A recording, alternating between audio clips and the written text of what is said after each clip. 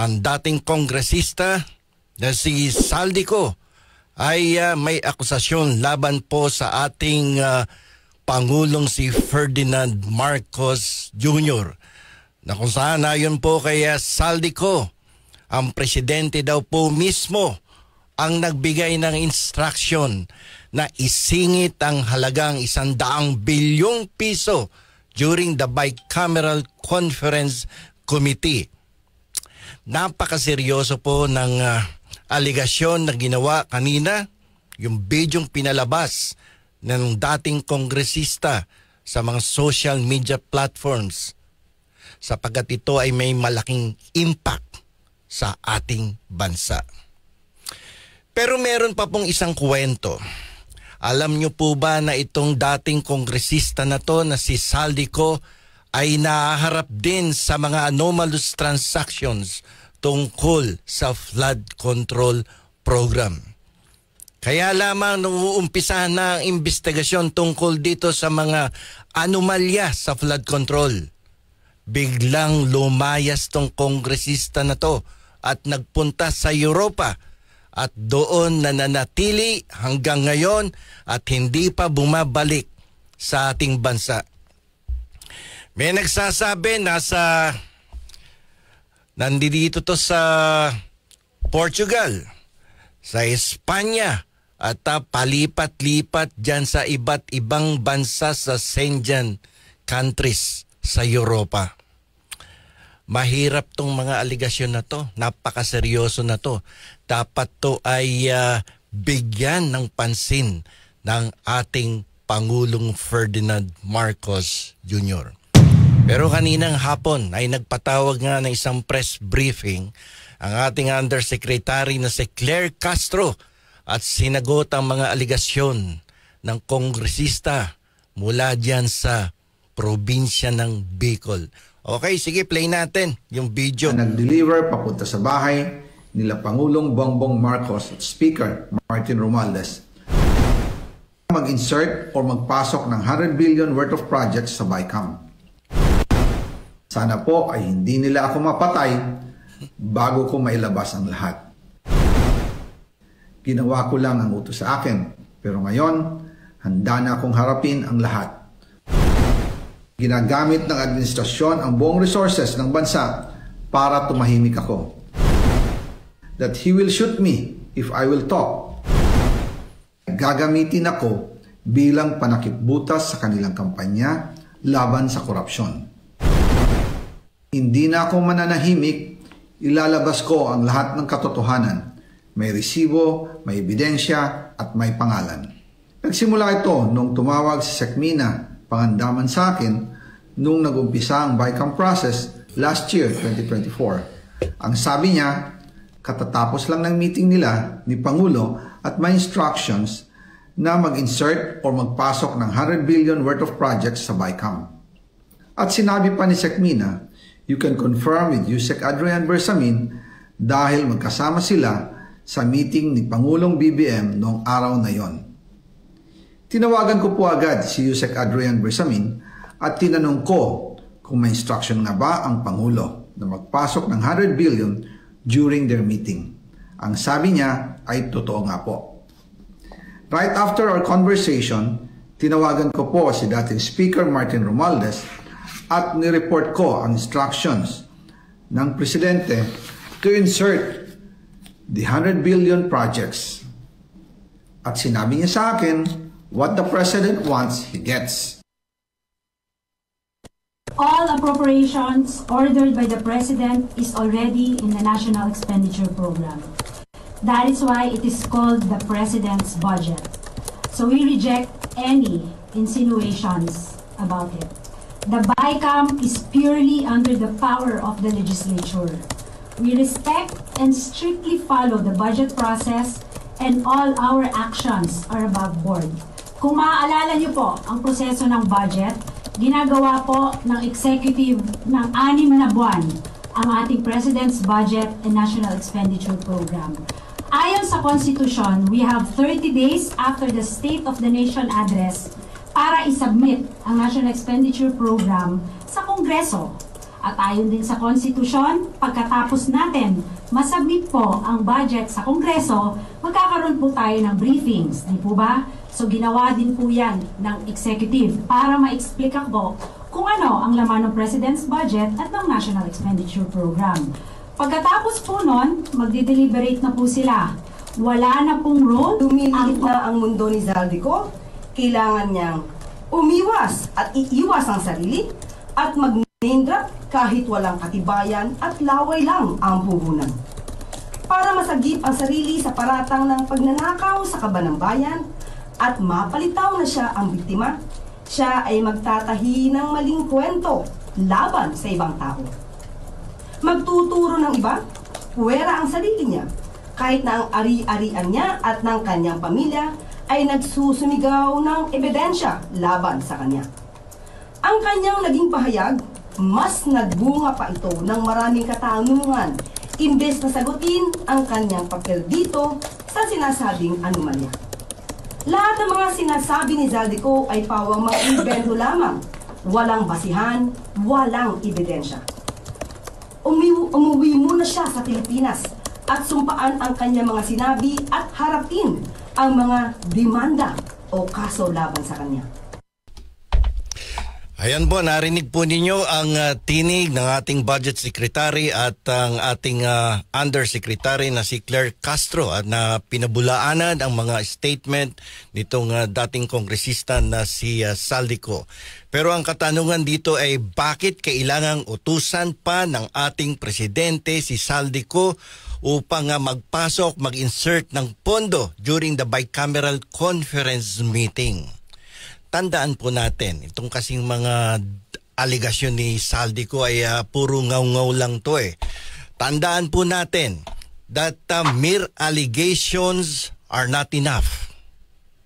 Kailangan ni Mr. Ko ng strong, irrefutable evidence to back up his claims.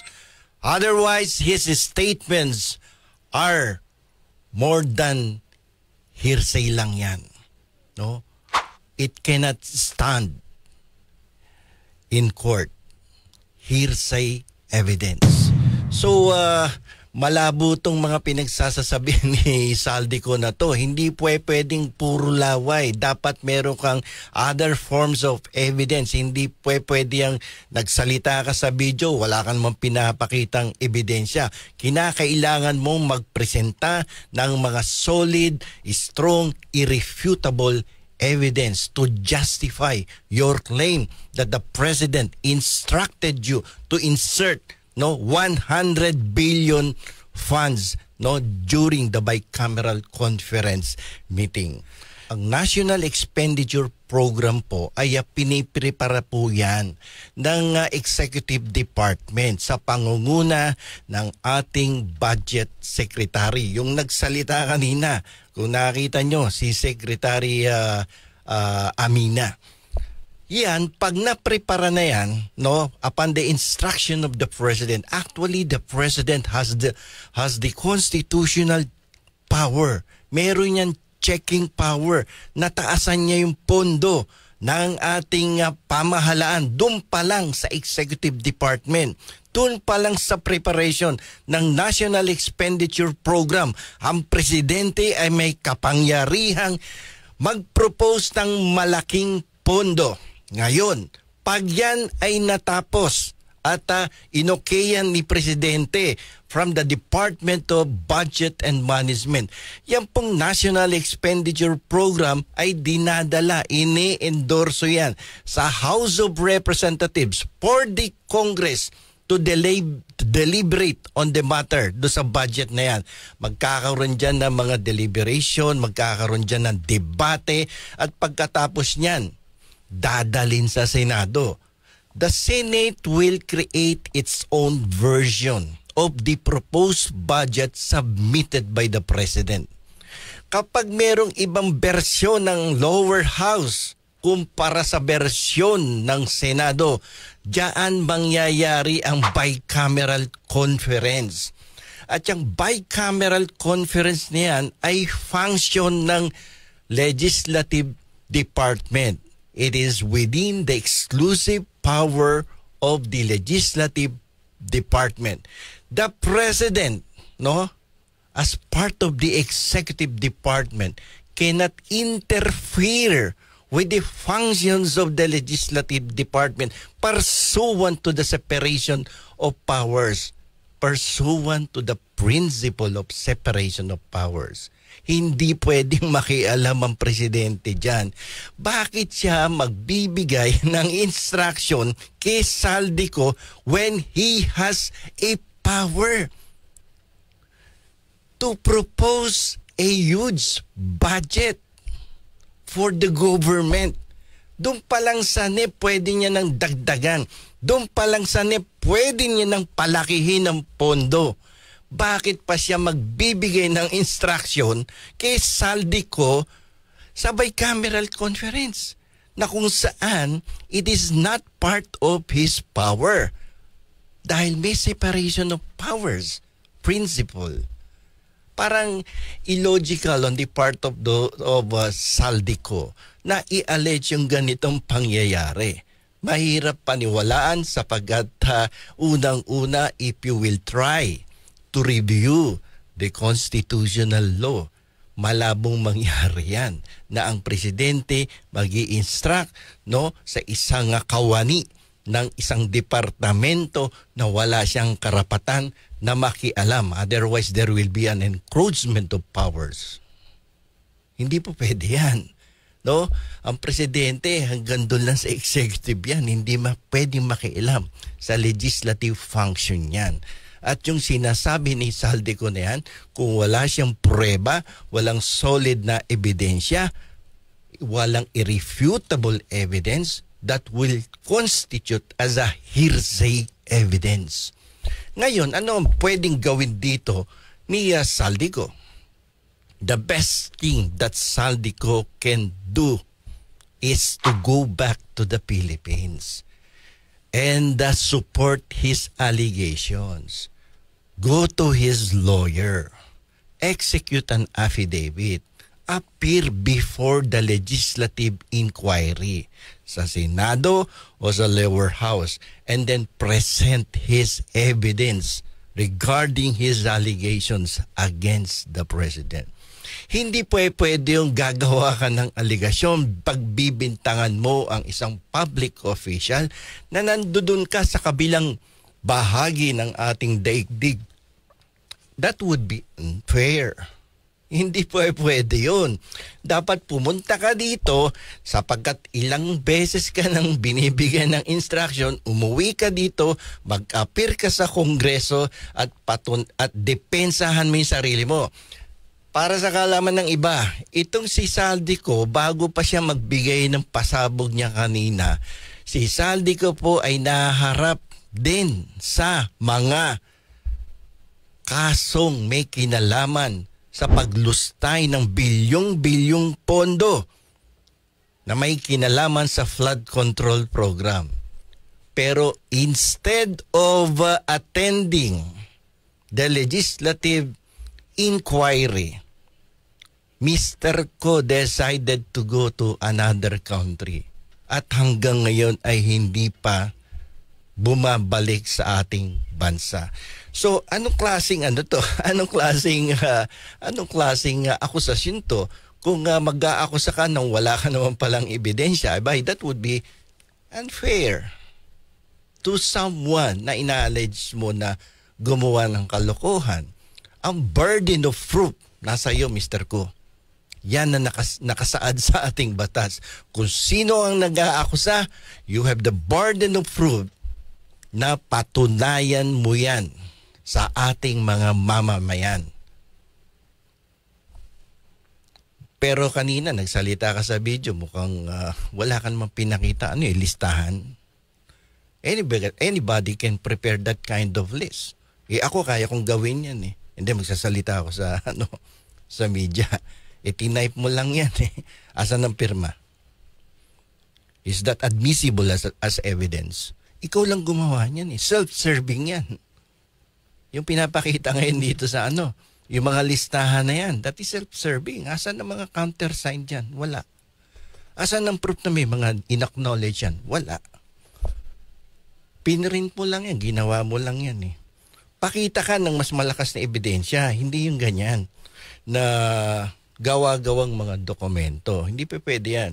So, ito, si Saldico, kung sakasakaling bababato dito sa Pilipinas galing sa Europa, marami kang kakaharaping kaso dito sa Pilipinas dahil sa bilyong-bilyong pisong nilustay mo rin. Marami kang mga proyekto, panahon pa noong nakarang administrasyon, nasasangot ka na din sa mga anomalya. Hindi lang ngayong administrasyon na to. Mga kasong may kinalaman sa violation ng Republic Act 3019. Mga kasong may kinalaman sa plunder law, di ba? So, itong statement ni Saldico na to, in my own personal view, legal view, this is mere hearsay. It must be supported by strong, solid evidence under the eyes of the law. Kapag nagbitaw ka ng salita, it must be supported by strong documentary evidence. Miski nga gumawa ka ng affidavit, padala mo dito, useless yan eh. Yung statement mo na yan, it must be supported by other forms of evidence. Hindi pa pwedeng yung salita mo lang sa video. That is subserving. Hindi ubra yan sa korte. Hindi makakatayo yung statement mo sa video sa harapan ng hukuman.